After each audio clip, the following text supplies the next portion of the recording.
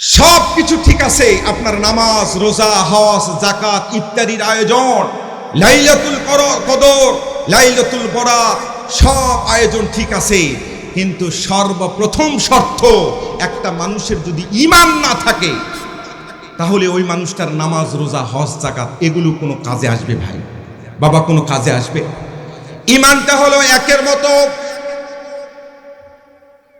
খুব খেয়াল করে শুনবেন, ঈমানটা হলো একের মতো।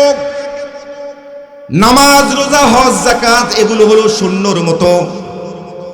একটা হিন্দু মানুষকে ওনার হাতের মধ্যে একটা কাগজ যদি ভাবে দেন, কাগজের মধ্যে লেখা আছে লা ইলাহা ইল্লাল্লাহু মুহাম্মাদুর রাসূলুল্লাহ, ওনাকে যদি দিয়ে বলেন দোস্ত এটা একটু পড়তো, বন্ধু এটা একটু পড়, উনি এটা পড়েছেন লা ইলাহা ইল্লাল্লাহু মুহাম্মাদুর রাসূলুল্লাহ, আপনি কাগজটা টাচ করে টান দিয়ে বলতেছেন তোকে মুসলমান করে নিয়েছি। আসলে কি কালিমা পড়লেই মুসলমান হয় নাকি? কালিমা পড়লেই মুসলমান হয় না। কালিমার হাকিকাত, মুসলমানের হাকিকাত, ইসলামের হাকিকাত হলো তিনটা শব্দ একসঙ্গে একত্রিত করতে হবে, তিনটা কথা। কালিমা মুখে উচ্চারণ করতে হবে, কালিমাকে বিশ্বাস করতে হবে, আর কালিমার যে কাজ এটা কাজে পরিণত করতে হবে। নামাজের ওযুর মধ্যে ফরজ হলো 4টা। কেউ যদি মনে করে কনকনে শীতের মধ্যে একটা ফরজ আদায় করব না, তাহলে তার ওযু হবে ভাই? ওযু হবে না। খুব ভালো করে বোঝেন সম্মানিত বাবারা আমার, আব্বুরা আমার, ভাইজানেরা আমার, তাহলে ঈমান নামক সিম কার্ডটা তারা আছে না নাই, সেই জিনিসটা আপনাকে আগে তালাশ করতে হবে, আপনার ঈমানটা আছে না নাই। নামাজ ভঙ্গের কারণ আপনি জানলেন, রোজা ভঙ্গের কারণ আপনি জানেন, যাকাত ভঙ্গের কারণ কয়টা সেটাও আপনার মুখস্থ, কিন্তু ঈমান যে আনয়ন করলেন, এই ঈমানটা ভাঙ্গার কারণ কয়টা এটা কিন্তু আমরা অনেক মুসলমানই জানি না। ঈমান ভাঙ্গা, নামাজ ভাঙ্গার যদি কারণ থাকে, যাকাত ভেঙ্গে যাওয়ার কারণ যদি থাকে, হজ ভেঙ্গে যাওয়ার যদি কারণ থাকে, ঈমান ভাঙ্গার কারণ আছে না নাই বলেন তো? আছে, কিন্তু এই জিনিসটা আমরা অনেকেই জানি না। ঈমান ভাঙ্গার কারণ আবার কি হুজুর? এটা তো জানি না। ওযু নষ্ট হয়ে গেলে, ওযু ভাঙ্গার কারণ যদি সংগঠিত হয়, ওযু করলেই ওযু আবার হয়ে যায়। নামাজ ভাঙ্গার কারণ যদি সংগঠিত হয়, নামাজ আবার নতুন করে নিয়ত করলেই হয়ে যায়। তাহলে ঈমান ভাঙ্গার কারণ যদি সংগঠিত হয়, ঈমান যদি নষ্ট হয়ে যায়, তাহলে আপনাকে আবার ঈমান আনয়ন করার দরকার আছে না নাই? ঈমানটা হলো একের মতো, সবগুলো শূন্য। ঈমান এক যদি না থাকে, দেখেন নামাজ পড়েছেন আপনি, ঈমান নাই, নামাজ পড়েছেন অনেক সওয়াব শূন্য, যাকাত দিয়েছেন অনেক সওয়াব শূন্য, হজ করেছেন অনেক সওয়াব শূন্য। আর এক যদি থাকে, এক ঈমান আছে, নামাজ পড়েছেন আজকে একটা শূন্য, তাহলে একের ডানে শূন্য হলে কত হয়? 10। আরেকটা শূন্য, যাকাত দিয়েছেন আরেকটা শূন্য, এখন কত হয়? 100। হজ করেছেন আরেকটা শূন্য, এখন কত হয়? 1000। এভাবে শূন্য যত বাড়বে আপনার আমল নামায় তত সওয়াব বাড়বে। সুবহানাল্লাহ বলেন। কিন্তু ঈমান নাই। যেমন উদাহরণস্বরূপ আপনাকে বলছি, মাদার তেরেসা অনেক মানবিক কাজ করেছেন, সমাজ কল্যাণমূলক কাজ করেছেন, কিন্তু ঈমান নামক দৌলতটা না থাকার কারণে, এই সিম কার্ডটা না থাকার কারণে শূন্য শূন্য শূন্য শূন্য। রবীন্দ্রনাথ ঠাকুর, ওনার অনেক বড় দাড়ি ছিল, কিন্তু আসল জিনিসটা যে সিম কার্ডটা দরকার সেই সিম কার্ডটা নাই। পাঞ্জাবিও পড়তো, কিন্তু আসল সিম কার্ডটা না থাকার কারণে এই দাড়ির কোনো দাম আছে ভাই? আছে? নাই। এখন আসে ঈমান ভাঙ্গার কারণ। ঈমান ভাঙ্গার কারণ জানার দরকার আছে না নাই? এটাই একটু আজকে জেনে নেন, অন্তত ফজরের নামাজের পর আলোচনা করতে পারবেন যে আমাদেরই ছেলে, আমাদেরই সন্তান, এই বিষয়টার উপর আমলের জন্য বলছি। ঈমান ভাঙ্গার কারণ মূলত 3টা। কয়টা কারণ? 3টা কারণ। 3টা কারণের একটা কারণ যদি সংগঠিত আপনার মধ্যে থাকে, তাহলে আপনি বুঝবেন আপনি ঈমানদার নয়।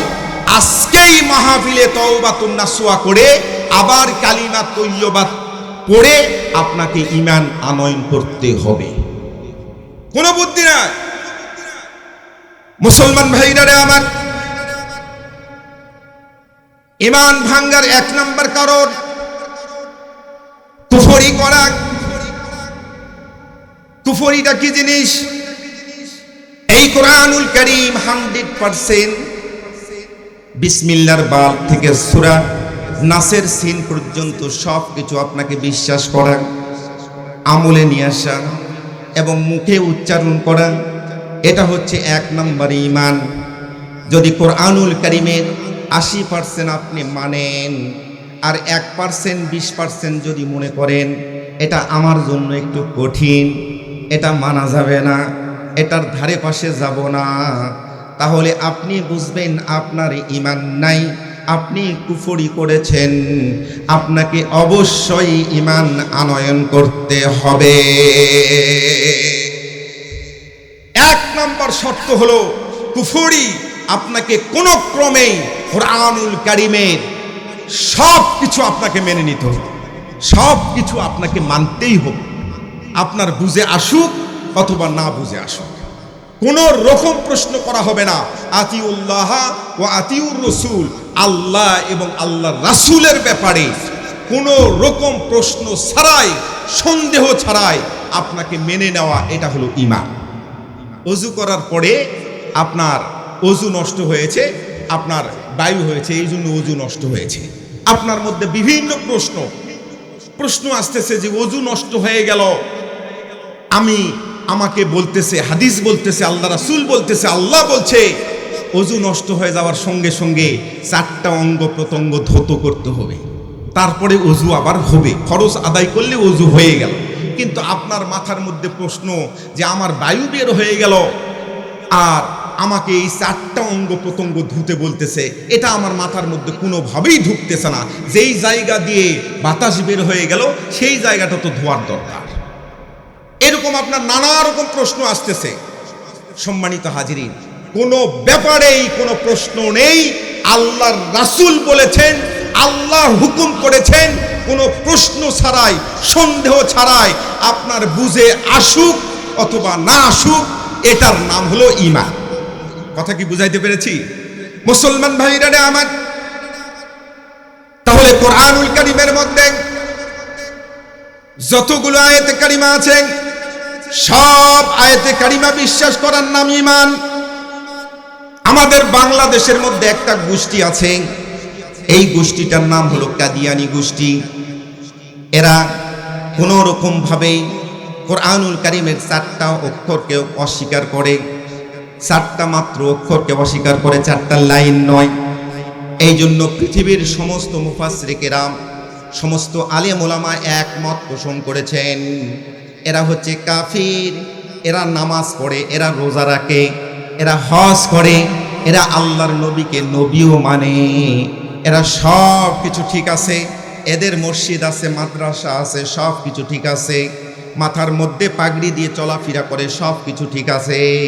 কিন্তু পৃথিবীর সমস্ত হকপন্থী আলেম ওলামা এক বাক্যে ঘোষণা করে দিয়েছে, কোরআনুল কারীমের 4টা অক্ষরকে না মানার কারণে, অস্বীকার করার কারণে এরা হচ্ছে কাফির। এক নাম্বার হচ্ছে খ, তা, মিম, নুন, এই 4টা অক্ষরকে অস্বীকার করে। খ, তা মানে আমাদের নবীকে নবী মানে, কিন্তু আমাদের নবীকে মুহাম্মদ রাসূল সাল্লাল্লাহু আলাইহি সাল্লামকে শেষ নবী মানে না। নাউজুবিল্লাহ বলবেন না? কাদিয়ানী সম্প্রদায় শেষ নবী মানে না। গোলাম আহমেদ কাদিয়ানী ভারতের গুরুদাসপুরে, ওনার 220 বছর বা 19 বছর আগে জন্মগ্রহণ, আজ থেকে তিনি নিজেকে শেষ নবী দাবি করেছেন, নিজেকে শেষ নবী দাবি করেছেন। নাউজুবিল্লাহ বলবেন না? 4টা অক্ষরকে না মানার কারণে ওনাকে তামাম পৃথিবীর আলেম ওলামা বলেছেন এই গোষ্ঠীটা হলো কাফের, ঈমান নাই। নামাজ, রোজা, হজ, যাকাত এগুলোর কোনো দাম নেই। নাউজুবিল্লাহ বলেন। মুসলমান ভাইরা রে আমার, এই কোরআনুল কারীমের মধ্যে আলা লাহুল খালকু ওয়াল আমর, এই আয়াতে কারিমার মধ্যে 15টা অক্ষর আছে। 4টা অক্ষরকে অস্বীকার করার কারণে তামাম পৃথিবীর আলেম ওলামা যদি এক বাক্যে ফতোয়া দেয় তারা কাফের। আলা লাহুল খালকু ওয়াল আমর, সৃষ্টি যার, আল্লাহর জমিনে আইন চলবে তার।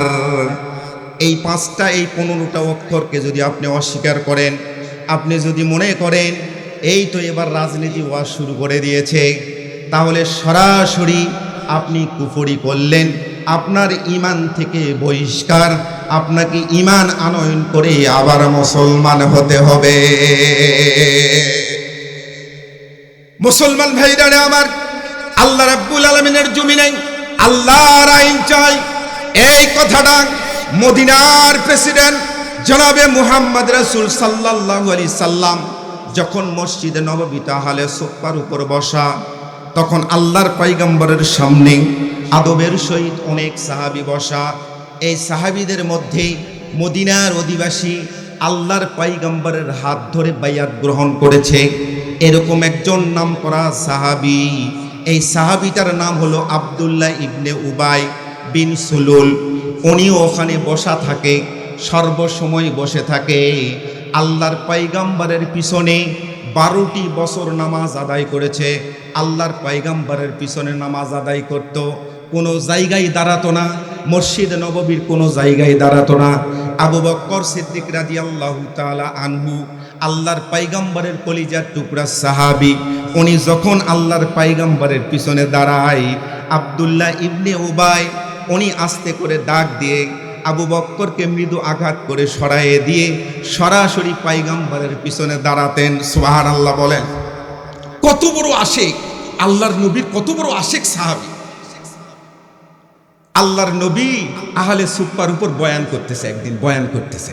উনি বয়ান করতে গিয়ে উনি বলে দিয়েছেন, নবীজি বলে দিয়েছেন, এই সাহাবীরা তোমরা শোনো, আল্লাহ রাব্বুল আলামিনের কাছে 2টা নাম খুব পছন্দ। আল্লাহ খুব পছন্দ করে, মানুষের এই 2টা নাম পছন্দ করেন। একটা হচ্ছে আব্দুল্লাহ আর একটা হচ্ছে আব্দুর রহমান। সুবহানাল্লাহ। কত আশিক আল্লাহর নবীর, আল্লাহর নবীকে কত ভালোবাসতেন দেখেন। এই সাহাবী এই কথাটা শোনার সঙ্গে সঙ্গে হাত উত্তোলন করেছে, লাব্বাইকা ইয়া সাদিক রাসূলুল্লাহ, হুজুর আমি একটু বাড়িতে যাব আর আসব, আপনি একটু অনুমতি দেন। আল্লাহর নবী এলকা করলেন, ইশারা করলেন, যাও তাড়াতাড়ি যাও, বাড়ির থেকে চলে আসো। তিনি দৌড় দিলেন বাড়িতে। আল্লাহর পয়গম্বর আলাইহিস সালাতু ওয়াস সালাম খেজুরের পাতার জানালা, মসজিদ নববীর জানালা দিয়ে ভাবে তাকিয়ে আছে। আব্দুল্লাহ বিন উবাই কোথায় যায় আমি একটু দেখি তো। তিনি দৌড় দিয়েছেন, দৌড়ে গিয়ে ওনার বাড়িতে প্রবেশ করলেন। বাড়িতে ওনার স্ত্রীকে বলতেছে, স্ত্রী রে, এই মাত্র আল্লাহর পয়গম্বরের দরবার থেকে শুনে আসলাম 2টা নাম আল্লাহর কাছে পছন্দ। একটা নাম হলো আব্দুল্লাহ আর একটা আব্দুর রহমান। আমার ছেলে সন্তানের নাম আজ থেকে আমি রেখে দিলাম আব্দুল্লাহ। আল্লাহু আকবার বলে। কথাটা বুঝতে পেরেছেন? আল্লাহর নবীকে কত ভালোবাসতেন দেখেন। আল্লাহর নবী একটা কথা বলেছেন, সঙ্গে সঙ্গে আমল শুরু। সুবহানাল্লাহ। আল্লাহর নবী ডাক দিয়ে বললেন, ও আব্দুল্লাহ বিন উবাই, তুমি মসজিদের কোন জায়গায় দাঁড়াও না, সরাসরি আমার পিছনে দাঁড়াও। ব্যাপারটা কি? আব্দুল্লাহ বিন উবাই কাঁদো কাঁদো কণ্ঠে আল্লাহর পয়গম্বরকে ডাক দিয়ে বলছেন, ইয়া রাসূলুল্লাহ, ইয়া হাবিবাল্লাহ, আমাকে মাহরুম করবেন না, আমি প্রচণ্ড আপনাকে ভালোবাসি, এই কারণে আমি এখানে দাঁড়াই। আল্লাহর পয়গম্বর আলাইহিস সালাতু ওয়াস সালাম মসজিদে নববীতে বসা। এমন সময় যুবক একটা ছেলে আল্লাহর পয়গম্বরের সামনে দাঁড়ানো। ওমর ফারুক রাদিয়াল্লাহু তাআলা মৃদু আঘাত করে পয়গম্বরকে ইশারা করে বললেন, পয়গম্বর, এই যুবক ছেলেটাকে কি আপনি চিনেন গো? আল্লাহর পয়গম্বর বললেন, হ্যাঁ চিনতে পেরেছি, উনি হলো উবাইয়ের ছেলে আব্দুল্লাহ। তিনি হাউমাউ করে কাঁদতেছেন, হাউমাউ করে কাঁদতেছেন। আব্দুল্লাহকে আল্লাহর পয়গম্বর বললেন, ও আব্দুল্লাহ, কাঁদো কেন? কি হয়েছে তুমি একটু তাড়াতাড়ি ওপেন সিক্রেট করে বলো। আব্দুল্লাহ ডাক দিয়ে বললেন, নবী গো, এই মাত্র কিছুক্ষণ আগেই আমার বাবা ইন্তেকাল করেছেন, আমার বাবা মারা গেছে।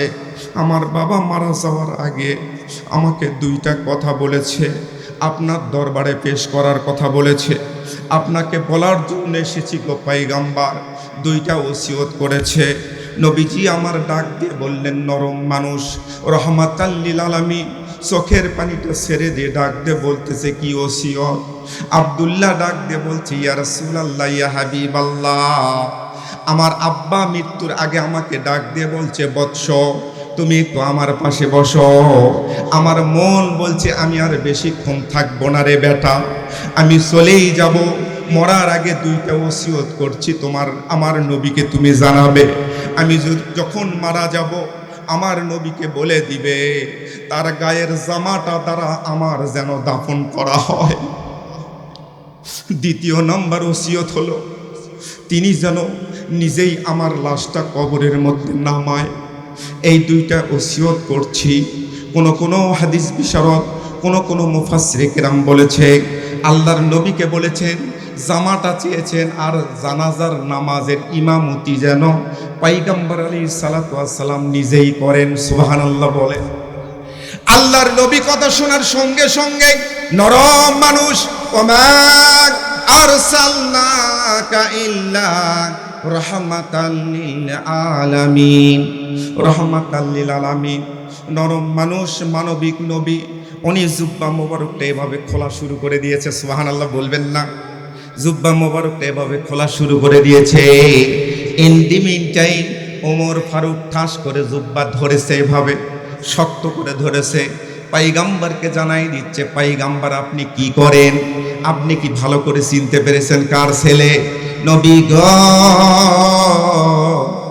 আপনি কি চিনতে পেরেছেন এটা কার ছেলে? আব্দুল্লাহ বিন ওবায়ের, আব্দুল্লাহ বিন ওবায়ের ছেলে আব্দুল্লাহ। আল্লাহর পয়গম্বর তরতর করে চোখের পানিটা ছেড়ে দিলেন, ডাক দিয়ে বললেন, উমর, জুব্বা তুমি ছেড়ে দাও রে উমর। তুমি কি জানো না, আমি যখন জেলখানার মধ্যে ছিলাম, আমি যখন জেলখানার মধ্যে 3 মাস ছিলাম, তখন উবাই আমার পাশে জেলখানার মধ্যে ছিল। উবাইও আমার সাথে জেলখানার মধ্যে বন্দি ছিল। উবাই একদিন মধ্যরাত্রিতে এসে আমার ঘরের মধ্যে, কারাগারের মধ্যে, আমার ঘরের মধ্যে এসে আমাকে ডাক দিয়ে বলছে, ইয়া রাসূলুল্লাহ, ইয়া হাবিবাল্লাহ, ওগো দয়ার নবী, মায়ার নবী, এই মুহূর্ত থেকে আপনি তো আমার রুমের মধ্যে ঘুমান, আমি আপনার কাছে ঘুমাইতে চাই, আপনার রুমের মধ্যে ঘুমাইতে চাই, জেলখানার মধ্যে। আমার রুমের মধ্যে, আমার কামরার মধ্যে আপনি ঘুমাবেন, আর আপনার রুমের মধ্যে আমি ঘুমাবো। আমি রাসূল, আমি যখন জিজ্ঞেস করলাম উবাই কারণটা কি, তখন উবাই আমাকে ডাক দিয়ে বলতেছে, পয়গম্বর, দিনের বেলা কেউ যদি ফলো করে থাকে, আপনি এই জায়গায় রাত্রির মধ্যে থাকেন, দূর থেকে কেউ যদি তীর নিক্ষেপ করে, তাহলে আমাকে যেন লাগে আমি যেন শহীদ হয়ে যাই, পয়গম্বর আপনাকে যেন একটা তীর স্পর্শ না করতে পারে। আল্লাহু আকবার বলে। সম্মানিত হাজিরি, আল্লাহর পয়গম্বর আলাইহিস সালাতু ওয়াস সালামের সঙ্গে ওমর ফারুকের 22টি জায়গায় মতানৈক্য হয়েছিল, মতের বিরোধ হয়েছিল। 22টি জায়গায় মতের বিরুদ্ধে ওমর ফারুক রাদিয়াল্লাহু তাআলা আল্লাহর পয়গম্বরের বিরুদ্ধে অবস্থান নিয়েছিলেন। আর এই 22টি জায়গায় আল্লাহ রাব্বুল আলামিন কোরআনুল কারীমের আয়াত নাজিল করে দিয়ে পয়গম্বরকে সংশোধন করে দিয়েছেন। সুবহানাল্লাহ বলবেন না? এই জন্যই তো পয়গম্বর আলাইহিস সালাতু ওয়াস সালাম বলেছেন, ক্বালা রাসূলুল্লাহ সাল্লাল্লাহু আলাইহি সাল্লাম, লা নাবিয়্যু মিন বাদি লাউ কানা উমর, আমার পরে যদি কেউ নবী হয় সেটা উমরই হবে। আল্লাহর পয়গম্বর আলাইহিস সালাতু ওয়াস সালাম উমরকে ডাক দিয়ে বলছেন, উমর, জুব্বাটা ছেড়ে দাও উমর, জুব্বা ছেড়ে দাও, জুব্বা আমার অবশ্যই দিতে হবে। যেহেতু ছোট মানুষ এভাবে বলেছে, উবাই আমাকে ভালোবাসতো। আল্লাহর পয়গম্বর যখন জেদাজেদি শুরু করছেন, এক পর্যায়ে জুব্বা মোবারক ছেড়ে দিলেন, জুব্বা মোবারক ছেড়ে দিলেন। যখনই জুব্বা মোবারকটা খুলতে গেছেন, এমন সময় আল্লাহ রাব্বুল আলামিন জিবরাইলকে অর্ডার দিলেন, জিবরাইল, এক মুহূর্ত দেরি করিস না, তাড়াতাড়ি কর। সুবহানাল্লাহ বলে। সূরা তাওবার 80 নম্বর আয়াতে কারিমা নিয়ে উপস্থিত হয়ে গেলেন। ইস্তাগফির লাকুম আও লা তাস্তাগফির লাহুম, তাস্তাগফির লাহুম 70 মাররাতান ফালা ইয়াগফিরুল্লাহু লাকুম যালিকুম বিআন্না কাফারু বিল্লাহি ওয়া রাসূলিহি ওয়াল্লাহু ইয়াহদিল কওমাল ফাসিকুন। আল্লাহু আকবার বলে। আল্লাহ রাব্বুল আলামিন বললেন 70 বার যদি তারা তওবা করে, 70 বার যদি তওবা করে, তবুও তাদের তওবা কবুল করা হবে না, তাদের তওবা কবুল করা হবে না। তাদেরকে আপনি জুব্বা দিবেন না, কারণ তাদের সিম কার্ডটা নষ্ট হয়েছে। সিম কার্ড নষ্ট লোককে আপনি কোনোভাবেই জুব্বা মোবারক দিতে পারবেন না। সুবহানাল্লাহ বলে। আল্লাহ রাব্বুল আলামিন যখন কোরআনুল কারীম আয়াত নাজিল করে দিলেন, দয়ার নবী মায়ের নবী তখন তিনি যুক্তি দাঁড় করলেন। ওমর ফারুককে ডাক দিয়ে বলতেছেন, ওমর ফারুক, এই আয়াতে কারিমার মধ্যে আল্লাহ রাব্বুল আলামিন বলেছেন ইস্তাগফির লাকুম আও লা তাস্তাগফির লাহুম, 70 বার তওবা করলেও তওবা কবুল হবে না। আমি একটু আব্দুল্লাহ বিন ওবায়ের নামে 71 বার অন্তত তওবা করব। সুবহানাল্লাহ বলে। 70 বার বলছেন আল্লাহ, আমি 70 বারের বেশি বার করব, প্রয়োজন হলে বেশি বার করব। দয়ার নবী মায়ার নবী তিনার সঙ্গে বহুদিন থেকেছে। আমরা নামাজ পড়ি, আমরা কোন ইমাম সাহেবের পিছনে নামাজ পড়ি? হয়তো আমাদের মসজিদের ইমাম সাহেব, আমাদের ঈদগাহ মাঠের ইমাম সাহেব, কিন্তু আব্দুল্লাহ বিন ওবাই স্বয়ং মুহাম্মদ রাসূল সাল্লাল্লাহু আলাইহি সাল্লামের পিছনে নামাজ পড়েছেন। অথচ এই মানুষটা সিম কার্ড তাকে পরিবর্তন করার কথা আল্লাহ রাব্বুল আলামিন বলছেন। 14টা মানুষের নেতা ছিল, 14 জন মানুষের নেতা, যিনি পয়গম্বর আলাইহিস সালাতু ওয়াস সালামের সঙ্গে চলাফেরা করেছেন, ঘোরাঘুরি করেছেন, সব কিছু করেছে। পয়গম্বর আলাইহিস সালাতু ওয়াস সালামের সঙ্গে উঠা বসা করেছে, তিনার পিছনে সালাত আদায় করেছেন, যুদ্ধের ময়দানে গেছে। ওনার ব্যাপারে এরকম যদি হুঁশিয়ারি ব্যাপার হয়, তাহলে আপনি আমি এগুলো আল্লাহ পাক রাব্বুল আলামিন আয়াতে কারিমা নাজিল করে দিলেন। আয়াতে কারিমা নাজিল করার সঙ্গে সঙ্গে আল্লাহ রাসূল নিজেকে গুটিয়ে নিলেন, যেহেতু আয়াতে কারিমের বিপক্ষে পয়গম্বর আলাইহিস সালাতু ওয়াস সালামের মানায় না। কথা বলেন ঠিক কিনা? আল্লাহর পয়গম্বর সাহাবা আজমাইন রাদিয়াল্লাহু তাআলা আনহুর একটা বড় কাফেলা নিয়ে জানাজায় চলে গেলেন। যেহেতু জানাজার ইমামতি করার জন্য তাকে বলা হয়েছে, জানাজার ইমামতি করবেন, ওসিয়ত করেছেন। আব্দুল্লাহ ইবনে ওবাই তিনার জানাজার নামাজের ইমামতি করার জন্য আল্লাহর পয়গম্বর আলাইহিস সালাতু ওয়াস সালাম নিজে ইমামতির লাইনে দাঁড়িয়ে গেছেন। সুবহানাল্লাহ বলবেন না? ইমামতির কাতারে দাঁড়িয়ে গেছেন। এমন সময় লাইন করা হচ্ছে, লাইন সোজা করা হচ্ছে, লাইন সোজা করো। কিন্তু উমর ফারুক রাদিয়াল্লাহু তাআলা কোনোভাবেই লাইনের মধ্যে দাঁড়ায় না। ঐতিহাসিক বোধগণ লেখেন, ঐতিহাসিক বিদগণ লেখেন, কোনোভাবেই উমর ফারুক লাইনের মধ্যে দাঁড়ায় না। লাইন থেকে বাহিরে গিয়ে তিনার সমস্ত শরীরটা ঘামতেছে, সমস্ত শরীরটা ঘামতেছে। আল্লাহর পয়গম্বর আলাইহিস সালাতু ওয়াস সালাম লাইন সোজা করে দিলেন। সবে মাত্র আল্লাহু আকবার বলবেন, নিয়ত করবেন, তাকবীরে তাহরিমা বাঁধবেন, এমন সময় কোরআনুল কারীমের আয়াত নাজিল হয়ে গেল। মৌমাছির মতো গুনগুন গুনগুন শব্দ চলে আসলো, আর উমর ফারুক রাদিয়াল্লাহু তাআলা মুস্কি মুস্কি হাসা শুরু করলেন। সুবহানাল্লাহ বলেন। যখন মৌমাছির মতো গুনগুন শব্দ হয়, তখন পয়গম্বর আলাইহিস সালাতু ওয়াস সালাম সমস্ত কাজ থেকে বিরত হয়ে যান। তিনি জানেন এই মুহূর্তে কোরআনুল কারীমের আয়াত নিয়ে জিবরাইল তার কাছে উপস্থিত হচ্ছেন। এমন সময় তার কানে কানে জিবরাইল জানায় দিলেন সূরা তাওবার 84 নম্বর আয়াতে কারিমা, ওয়ালা তুসাল্লি আলা আহাদিম মিনহুম মাতা আবাদাও ওয়ালা তাকুম আলা কবরি ইন্নাহুম কাফারু বিল্লাহি ওয়া রাসূল ওয়াল্লাহু ইয়াহদিল কওমাল ফাসিকুন। আল্লাহু আকবার বলে। আল্লাহ রাব্বুল আলামিনের ফয়সালা, ও পয়গম্বর আপনি বের হন, আপনি ওই জানাজা থেকে বের হয়ে যান। কোনোভাবে এদের জানাজা তো পড়া দূরের কথা, এদের সঙ্গে কোনো আত্মীয়তা করতে পারবেন না, এদের সঙ্গে কোনো বন্ধুত্ব করতে পারবেন না, এদের সঙ্গে কোনো রকম চুক্তিবদ্ধ করতে পারবেন না। এরা হচ্ছে কুফরি করেছে, এদের মধ্যে নিফাকি আছে।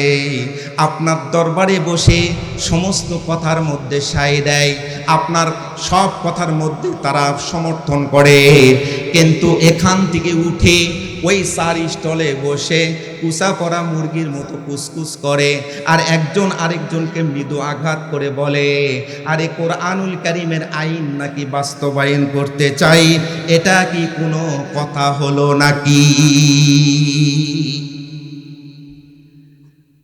এরা কোরআনুল কারীমের আইন বাস্তবায়ন করতে দিবে না, এদের সঙ্গে কোনো আপোষ নাই, এদের জানাজায় আপনি শরীক হবেন না, আপনি লাইন থেকে বের হয়ে যান।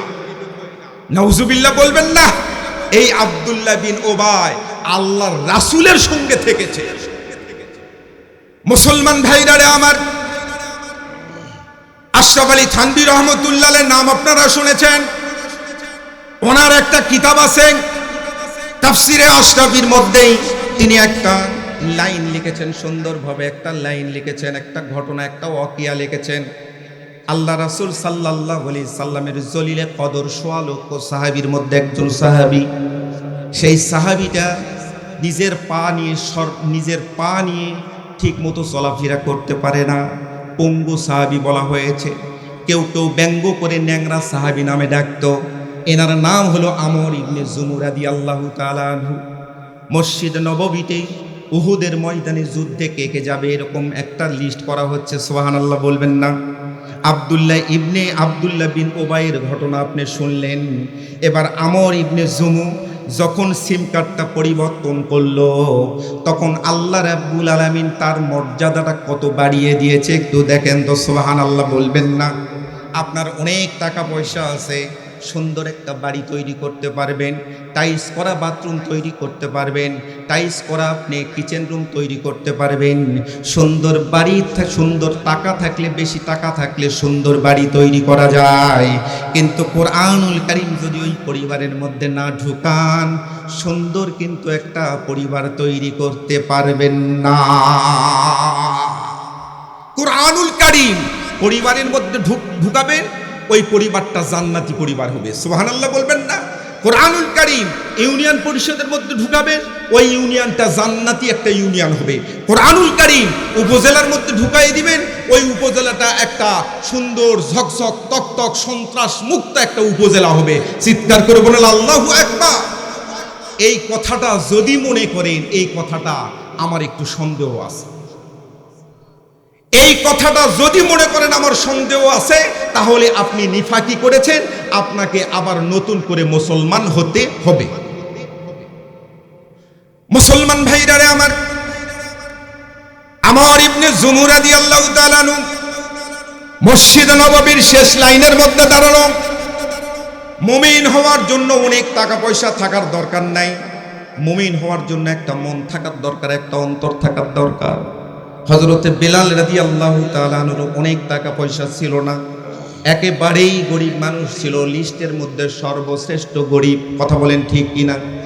এই উমর ফারুক, এই বেলাল রাদিয়াল্লাহু তাআলা আনহুর মর্যাদাটা এত বেড়ে গেল, আল্লাহর পয়গম্বর মক্কা বিজয়ের পর মাথার মধ্যে ছোট্ট একটা হাদিস ঢুকে গেল, বলে দেই। বেলালকে আল্লাহ রাসূল একদিন বলতেছে, বেলাল আজকে আমার মনটা ভালো রে বেলাল, তুমি জীবনে বহুদিন আজান দিয়েছো মাটিতে দাঁড়িয়ে, আজকে একটু কাবা ঘরের দেওয়ালের উপর ওঠো তো, কাবা ঘরের দেওয়ালের উপর উঠে একটু আজান দাও। সুবহানাল্লাহ বলবেন না। বেলাল রাদিয়াল্লাহু তাআলা আনহুকে ধরে আস্তে করে কাবা ঘরের দেওয়ালের উপর, ছাদের উপর উঠায়ে দেওয়া হলো। আল্লাহর পয়গম্বরের জলিলে কদর সাহাবী বেলাল রাদিয়াল্লাহু তাআলা আনহু কোনোভাবে আজান দিতে পারছেন না। এদিকে তাকায়, ডান দিকে তাকায়, বাম দিকে তাকায়, সামনে তাকায়, পিছনে তাকায়।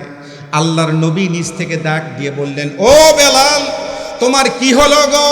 তোমাকে আজান দেওয়ার জন্য উঠায়ে দিলাম, তুমি কি মক্কা শহর কোনোদিন দেখো নাই? আজকে আজান দিবে, আজান দাও তুমি, আমি একটু নিচ থেকে দাঁড়িয়ে তোমার আজানটা তৃপ্তি সহকারে শুনবো। বেলাল রাদিয়াল্লাহু তাআলা চোখের পানিটা ছেড়ে দিলেন, দরদর করে চোখের পানি ছেড়ে দিয়ে ডাক দিয়ে বলতেছেন, নবী গো, নবী গো, আমাকে জীবনে বহুবার আজান দিতে বলেছেন, মাটিতে দাঁড়িয়ে কাবা ঘরকে সামনে রেখে আজান দিয়েছি, কিন্তু আজকে কাবা ঘরের উপর দাঁড়িয়ে দিয়েছেন, কোন দিক হয়ে আজান দিব সেটাই তো বুদ্ধি পাচ্ছি না। কোন দিক হয়ে আজান দিব সেটাই তো ঠিক পাচ্ছি না। সুবহানাল্লাহ বলবেন না? আল্লাহর পয়গম্বর ডাক দিয়ে বললেন, বেলাল তুমি কি জানো না রে বেলাল, ও বেলাল, আমি পয়গম্বর আলাইহিস সালাতু ওয়াস সালাম, আমি হলো কাবার কাবা। সুবহানাল্লাহ বলবেন না? আমি পয়গম্বর কাবার কাবা, তুমি কাবা ঘরের উপর দাঁড়িয়েছো, আমি পয়গম্বর যেখানে দাঁড়িয়ে আছি সেই দিক হয়েই তুমি আজান দিবে। চিৎকার করে বলেন সুবহানাল্লাহ। কাবার কাবা বলার অর্থটা হলো আল্লাহর পয়গাম আল্লাহ রাব্বুল আলামিন বলে দিয়েছেন, লাকাদ কানা লাকুম ফি রাসূলিল্লাহি উসওয়াতুন হাসানা। তোমার পরিবারের মধ্যে আদর্শ হবে আল্লাহর রাসূলের আদর্শ, তোমার ইউনিয়ন পরিষদের মধ্যে আদর্শ হবে আল্লাহর রাসূলের আদর্শ, তোমার উপজেলার মধ্যে আদর্শ হবে আল্লাহর রাসূলের আদর্শ, তোমার উপজেলার চেয়ারম্যানের আদর্শ যদি আল্লাহর রাসূলের আদর্শের সঙ্গে না মিলে ওই চেয়ারম্যানকে মানা তোমার জন্য জায়েজ নাই। মুসলমান ভাইরা আমার, আমর ইবনে জুমুহ রাদিয়াল্লাহু তাআলা আনহু মসজিদ নববীর শেষ লাইনের মধ্যে বসানো অবস্থায় এমন সময় পয়গম্বর আলাইহিস সালাতু ওয়াস সালাম লিস্ট করছেন, উহুদের ময়দানে কে কে যাবে তোমরা একটু নামটা লেখাও, নামটা একটু বলো। একজন একজন করে বলা হচ্ছে। এমন সময় ন্যাংরা সাহাবী, পা দ্বারা ঠিক মতো হাঁটতে পারে না, খোঁড়াইতে খোঁড়াইতে হাঁটে। আমর ইবনে জুমু আরেকজনের কাঁধের উপর ভর করে তিনি আস্তে করে দাঁড়িয়ে গিয়ে হাত উত্তোলন করে বলছেন, লাব্বাইকা ইয়া সাদিক রাসূলুল্লাহ, আমার নামটা একটু লিস্টের মধ্যে উঠায় নেন। সুবহানাল্লাহ বলবেন না? আল্লাহর নবী ওনার দিকে তাকালেন, আমর ইবনে জুমুকে বললেন, ওমা আমর ইবনে জুমু, তুমি বসে পড়ো, তোমার যাওয়ার দরকার নাই। আমার লিস্টের মধ্যে তোমার 4 সন্তানের নাম লিপিবদ্ধ করা হয়েছে। তোমার 4 সন্তান যেহেতু সিরিয়ালে আছে, তোমার 4 সন্তানের সঙ্গে তোমার যাওয়ার দরকার নাই। তুমি তোমার মহিলা বিভাগ নিয়ে থাকবে, বাড়িতে সবাইকে দেখাশোনা করবে, তুমি এখানে থাকো। মানবিক কত নবী দেখেন। আল্লাহর পয়গম্বর আলাইহিস সালাতু ওয়াস সালাম যখন এভাবে বললেন, আমর ইবনে জুমু মনটা খারাপ করে ওখানে বসে পড়লেন।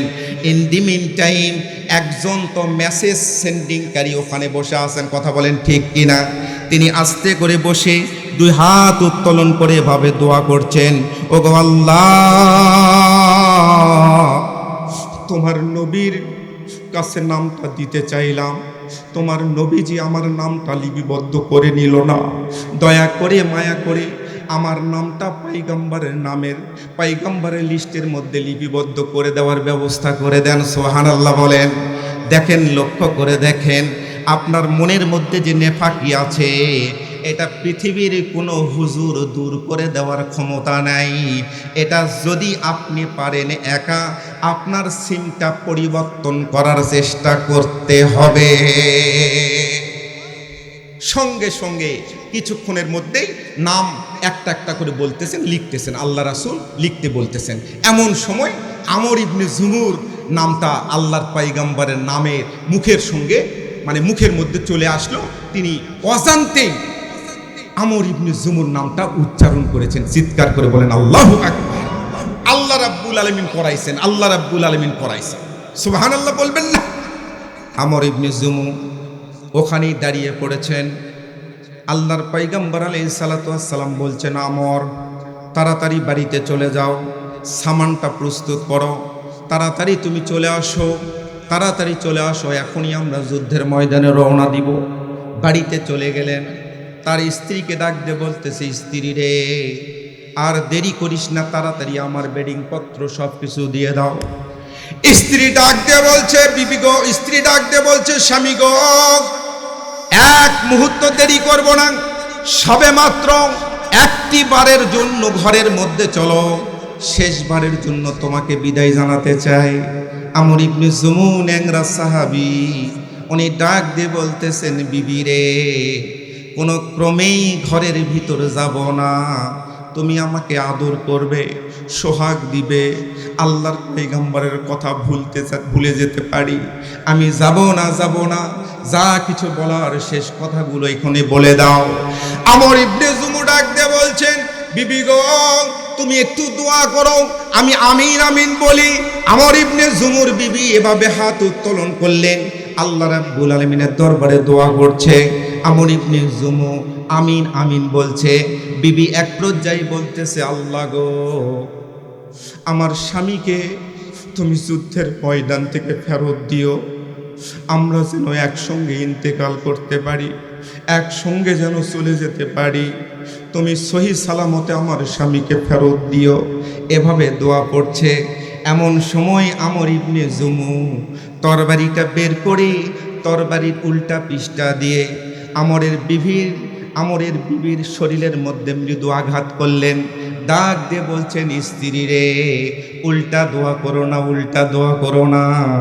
আমার নবী যখন আমার নামটা উচ্চারণ করেছে, আমি তখন স্পষ্ট দেখতে পেয়েছি আমার নবী মসজিদে নববীর মধ্যে দাঁড়ানো, আমিও দাঁড়ানো, আমরা চোখাচোখি হয়েছিলাম। আমার নামটা উচ্চারণ করার সময় নবীজির চোখ দিয়ে দরদর করে পানি বের হয়েছে, দাড়ি পরও ভিজে গেছে। আমি তখনই বুঝতে পেরেছি আজকেই আমার শেষ বিদায়, যুদ্ধের ময়দান থেকে আর কোনোদিন ফেরত আসতে পারবো না। আল্লাহর পয়গম্বরের জলিল কদর সাহাবী, 4 সন্তানের শহীদ, তিনিও যুদ্ধের ময়দানে শহীদ হয়ে গেলেন। ইন্না লিল্লাহি ওয়া ইন্না ইলাইহি রাজিউন।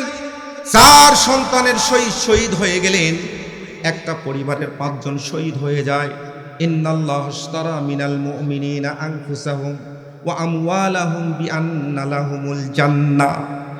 আল্লাহ রাব্বুল আলামিন যেই কথাটা কোরআনুল কারীমের মধ্যে ঘোষণা করলেন, ও পৃথিবীর মানুষেরা তোমরা শুনে নাও, তোমাদের জান এবং মাল আমি আল্লাহ রাব্বুল আলামিন ক্রয় করে নিয়েছি। একমাত্র বিনিময় করব, তোমাদেরকে উত্তম স্থান দিব, আর উত্তম স্থানটা হলো সরাসরি জান্নাত। আল্লাহু আকবার বলে। এই কথাটা ক্যাচিং করেছেন, ধরে ফেলেছেন আমর ইবনে জুমু রাদিয়াল্লাহু তাআলা। আল্লাহর পয়গম্বর আলাইহিস সালাতু ওয়াস সালাম সব লাশগুলো সামনে নিয়ে আসলেন। খুব সংক্ষিপ্ত কথা, 10টার মধ্যেই প্রধান বক্তা স্টেজে আসবেন ইনশাআল্লাহ। সম্মানিত হাজিরিন, আমর ইবনে জুমুর লাশটাও নিয়ে আসা হলো, সবার লাশ নিয়ে আসা হলো, 4 সন্তানের লাশ। একজন মহিলা খুব দ্রুত বেগে দৌড়াচ্ছেন, খুব দ্রুত, বালিরাশির মধ্যে খুব দ্রুত বেগে পাগলির মতো দৌড়াচ্ছে আল্লাহর পয়গম্বরের সামনে। হাত করে পয়গম্বরকে বললেন, ও পয়গম্বর, ওই যে একটা মহিলা আসতেছে দেখেন, যত কাছে আসতেছে স্পষ্ট হচ্ছে ওই মহিলাটা অন্য কেউ নয়, ওই মহিলাটা এই 4 সন্তানের মা, আমর ইবনে জুমুর স্ত্রী। আপনার কাছেই তো আসতেছে, আপনার তাঁবুর দিকে আসতেছে। আল্লাহর নবী ওমর ফারুক আবু বকরকে ডাকলেন, ডাক দিয়ে বললেন, ও দোস্ত বন্ধু আবু বকর, আমর ইবনে জুমুর স্ত্রী যখন আমার কাছে আসবে, এই 4টা লাশ যখন দেখবে, তার স্বামীর লাশটা দেখবে, আমার কাছে যখন জবাব চাইবে, আমি কি জবাব দিব রে? পরামর্শ করতেছে কি জবাব দিব। পরিবারের মধ্যে পুরুষ মানুষ কেউ নাই, কেউ থাকলো না, কি জবাব দিব? তারা ছটপট ধরপর করছে। নবীজির ঘাম বের হয়েছে। ইন দি মিন টাইম আমর ইবনে জুমুর স্ত্রী খুব কাছাকাছি চলে আসতেছে। আস্তে আস্তেই পথের মধ্যে কাফেরের বাচ্চারা বিভিন্ন কথা বলছে। সেদিন এক মুসলিম মহিলা পাগল হইয়া ছুটে চলেছে। কাফেরেরা বলছে, তোমার প্রতিপুত্র সবাই মারা গেছে। মহিলাটা বলছে, চাই না তা শুনতে।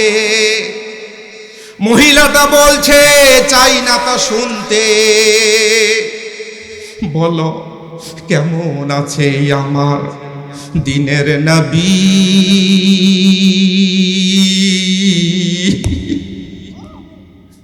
আমরা যে তার আদরের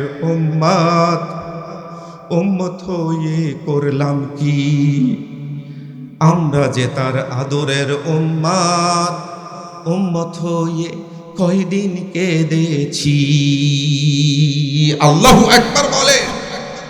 আমার ইবনে জুমুর স্ত্রী কাছাকাছি চলে আসলেন।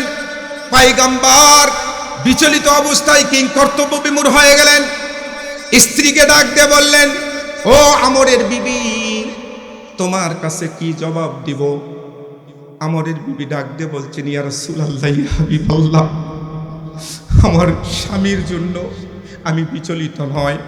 আমার 4 সন্তান শহীদ হয়েছে, আমার কোনো যায় আসে না, কিন্তু আমার কানের কাছে গেল এরকম সংবাদ, আপনি পয়গম্বর নাকি শহীদ হয়ে গেছে।